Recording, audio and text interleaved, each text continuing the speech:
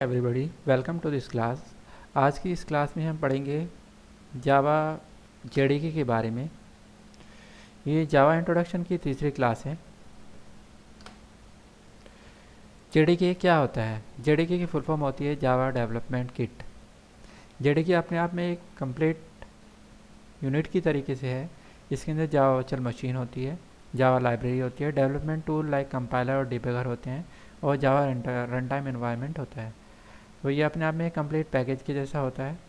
इसकी डिटेल्स आज हम स्टडी करेंगे। सबसे पहली बात, it is a development environment for building Java application. जब भी हमें जावा का कोई प्रोग्राम बनाना होता है तो हमें डेवलपिंग इन्वायरमेंट प्रोवाइड करता है। मीन्स उस प्रोग्राम को कंपाइल करना, उसको एग्जीक्यूट करना, आउटपुट जनरेट करना, सारे काम इसी के अंडर गाइडेंस में होता है। अगर हमारे सिस्टम में जेडीके इंस्टॉल नहीं है तो हम जावा का प्रोग्राम टाइप तो कर सकते हैं नोटपैड में, बट उसको एग्जीक्यूट नहीं करा सकते, ना उसको कंपाइल कर सकते हैं। It is a complete development kit that includes JRE, Java Runtime Environment, compilers and various tools like JavaDoc, Java Debugger, etc. बहुत सारे टूल्स इसके अंदर होते हैं जो जावा के प्रोग्राम को चलाने के लिए और उसको कंपाइल करने के लिए और अदर सपोर्ट्स के लिए चाहिए होते हैं। वो सब जेडीके में अवेलेबल होते हैं। To compile and run Java program we need JDK must be install और कंप्यूटर। जैसे मैंने बताया कि अगर जावा प्रोग्राम जेडीके हमारे सिस्टम में इंस्टॉल नहीं है तो हम जावा का प्रोग्राम ना एग्जीक्यूट कर सकते हैं, ना उसको कंपाइल कर सकते हैं।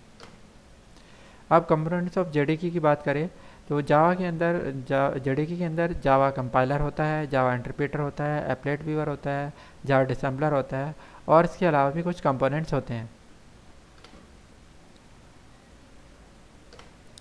अब सबसे पहली बात, कंपाइलर क्या होता है? ये मेन कंपोनेंट में से एक है। It is a special software programmes present in JDK.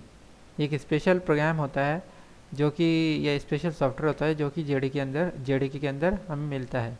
That converts Java source code into byte code और assembly code by removing all syntax error from the programme.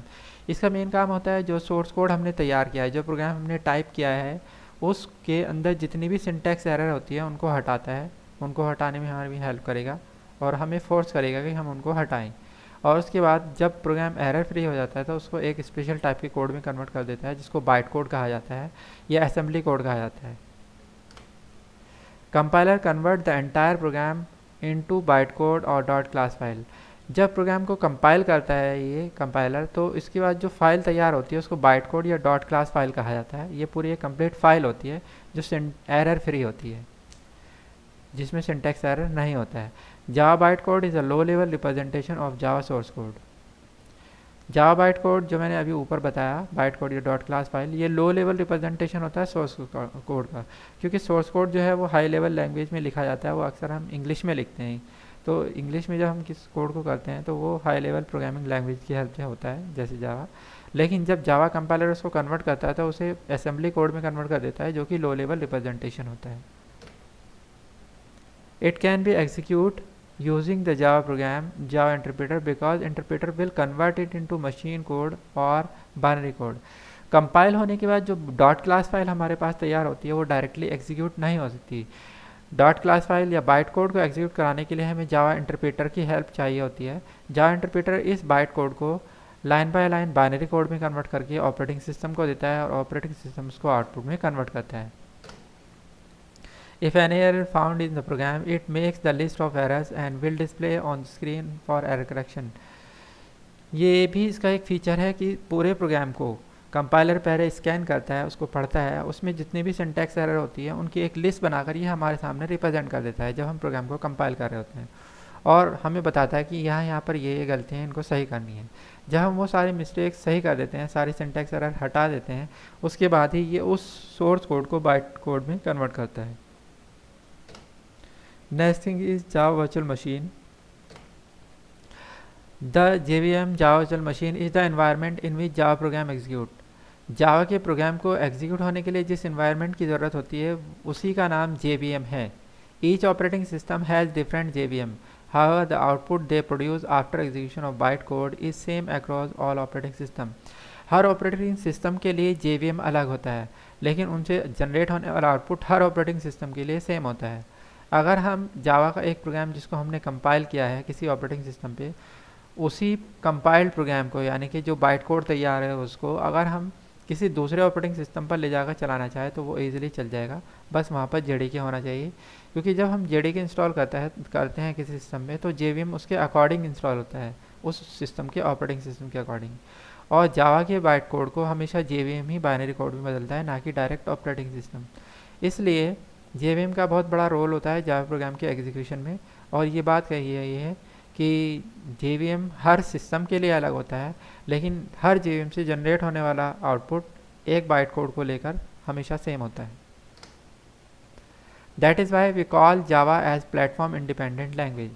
जावा इसी फीचर की वजह से प्लेटफॉर्म इंडिपेंडेंट है, क्योंकि हम इसके सोर्स कोड को जब कंपाइल करते हैं वो बाइट कोड में कन्वर्ट हो जाता है, और बाइट कोड हम किसी भी ऑपरेटिंग सिस्टम पर ले जाकर चला सकते हैं, क्योंकि ऑपरेटिंग सिस्टम उसको नहीं चलाता है, बल्कि ऑपरेटिंग सिस्टम पर इंस्टॉल्ड JVM उसको एग्जीक्यूट कराने में हेल्प करता है।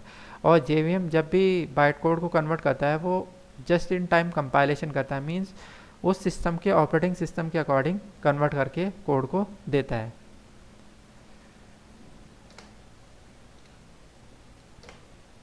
इंटरप्रेटर क्या होता है? इंटरप्रेटर इज अ सॉफ्टवेयर और program that present in JDK that converts byte code into machine code और बाइनरी कोड। इंटरप्रेटर वो सॉफ्टवेयर या प्रोग्राम है जो बाइट कोड को रीड करता है। जैसे कंपाइलर सोर्स कोड को बाइट कोड में बदल देता है, वैसे ही इंटरप्रेटर ये JVM के अंदर अवेलेबल होता है, और ये बाइट कोड को रीड करके उसको मशीन कोड में बदल देता है, या यूँ कह सकते हैं हम लोग बाइनरी कोड में बदल देता है, जिसको ऑपरेटिंग सिस्टम लेता है और आउटपुट में कन्वर्ट कर देता है। It converts code into binary format line by line.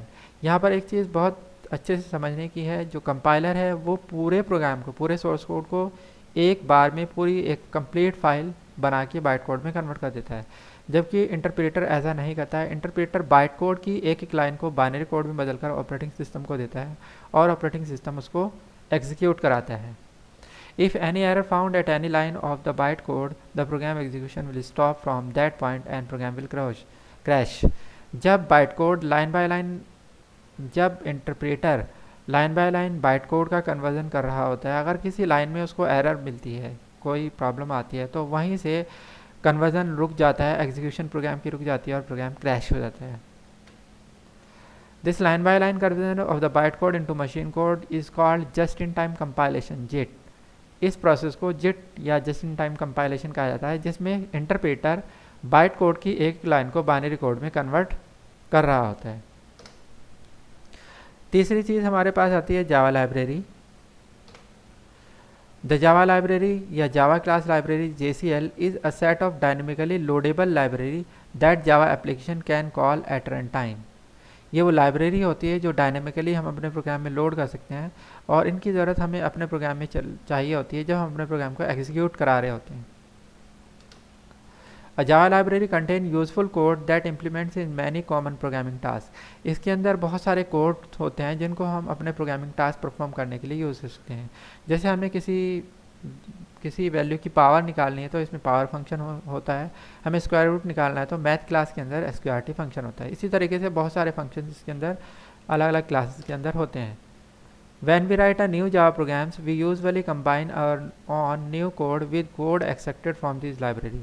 जब भी हम कोई सोर्स कोड टाइप करते हैं, कोई प्रोग्राम बनाते हैं, हमें लाइब्रेरी के साथ उसको कंबाइन करना ज़रूरी होता है, क्योंकि हमारा प्रोग्राम डायरेक्टली चल नहीं पाएगा, उसको बहुत सारी लाइब्रेरी सपोर्ट चाहिए होते हैं। To facilitate the process of execution, Java compiler and the JVM Java virtual machine must access the library. ये इन दोनों की जिम्मेदारी है कि जावा कंपाइलर और JVM दोनों लाइब्रेरी को एक्सेस कर पाएँ।